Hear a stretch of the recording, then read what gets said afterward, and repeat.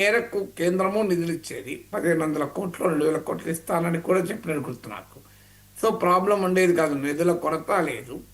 ఆ iconic structure ఇప్పుడు 500 కోట్లు 1000 కోట్లు ఖర్చు పెట్టి అంతకన్నా పెద్ద భవనాలు ఏం కడతాం మనం? ఏమి అసెంబ్లీ తప్ప అదేమి రాజమందిరాలు కావు కదా, మీకు చక్రవర్తుల ప్యాలెసెస్ కాదు కదా కట్టేది.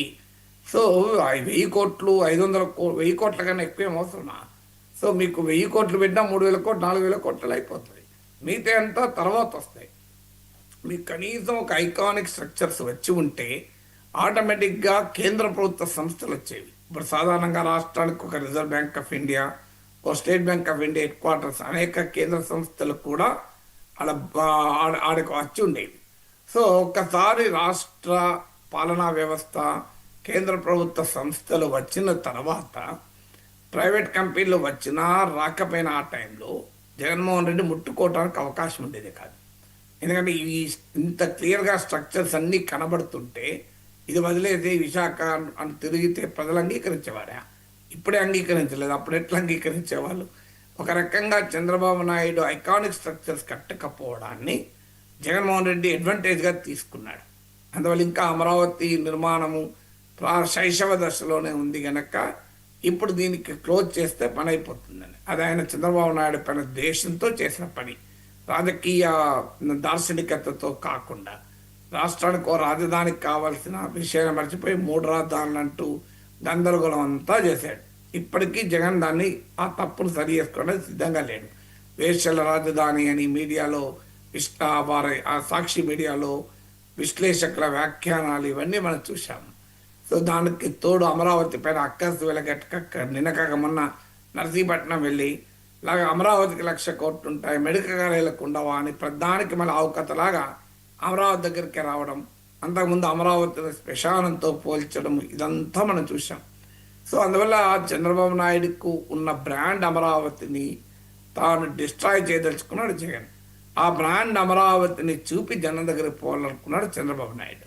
సో అందువల్ల మొదటి టర్మ్లో brand Amaravati largely on paper ఉండడం వల్ల, ఐకానిక్ స్ట్రక్చర్స్ జరగకపోవడం వల్ల వచ్చిన నష్టం నుంచి బయటపడటానికి బహుశా ఇప్పుడు కాస్త వేగం పుంజుకున్నట్టు కనబడుతుంది. కానీ భవనాలు ఉంటేనే సరిపోవు. ఇప్పుడు మనకు కావాల్సింది అతి ముఖ్యమైనది ఏంటంటే ఇవాళ కూడా చంద్రబాబు నాయుడు అన్న రైతుల త్యాగాన్ని నేను మరవలేను అని. 2-3 వారాల క్రితమే ఆంధ్రజ్యోతిలో పతాక శీర్షిక, మామూలు కాదు, నెంబర్ 1 స్టోరీ. నా దాంట్లో కూడా దానిపై నేను మనం కూడా మాట్లాడాం. ఆంధ్రజ్యోతిలో కవర్ పేజ్ 1లో పతాక శీర్షిక, ఇప్పటికీ భూములు ఇచ్చిన రైతులకు పట్టాలు రంగుల కలగానే మిగిలిపోయాయని. హెడ్లైన్ కూడా రంగుల కళ అని. అది కూడా సాక్షిలో కాదు కథనం. నేను ఎప్పుడూ సాక్షిని తీసుకోను, ఆంధ్రజ్యోతినే ప్రాతిపదికగా తీసుకుంటాను నేను. ఆంధ్రజ్యోతిలో వచ్చిన కథనం. ఆ తర్వాత మంత్రి నారాయణ అక్రమార్కులకు అండ. నారాయణ అంటే అమరావతి మంత్రి. సో ఇవన్నీ వార్తలు వచ్చాయి. అందువల్ల ముందు రైతుల త్యాగాలను పొగడము కొనియాడడం కాదు, రైతులకు ప్లాట్లు ఎందుకు ఇంకా ఇవ్వడం లేదు అనే క్వశ్చన్. ఇంకా పేపర్ పైన ఎందుకు ఉండాలి రైతుల ప్లాట్ అని? వాళ్ళకు డెవలప్ చేసి ఇస్తామని అన్నారు కదా, ఎందుకు డెవలప్ చేస్తానికి ఏంటి ఇంత ఆలస్యం ఎందుకు అనేది క్వశ్చన్ మార్క్. తర్వాత మీకు సిటీని రాత్రి నిర్మించలేము, ఇట్ టేక్స్ టైం. ఇప్పుడు విశాఖపట్నంలో ఐటీ సెంటర్గా డెవలప్ చేస్తున్నారు.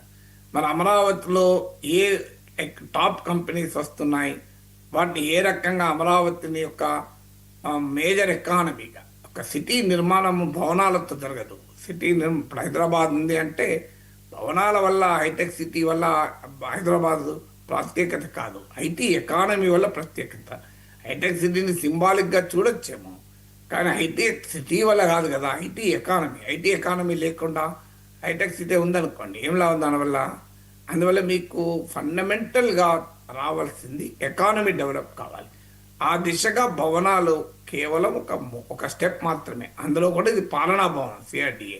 సో కొన్ని టాప్ కంపెనీస్ వాళ్ళ ఎస్టాబ్లిష్మెంట్ పెట్టి ఉద్యోగాలు మొదలైతే అప్పుడు అమరావతికో షేప్ వస్తుంది. మనం ఒక్క రోజులో ఇది జరగదు ఏదైనా, ఇట్ టేక్స్ టైం.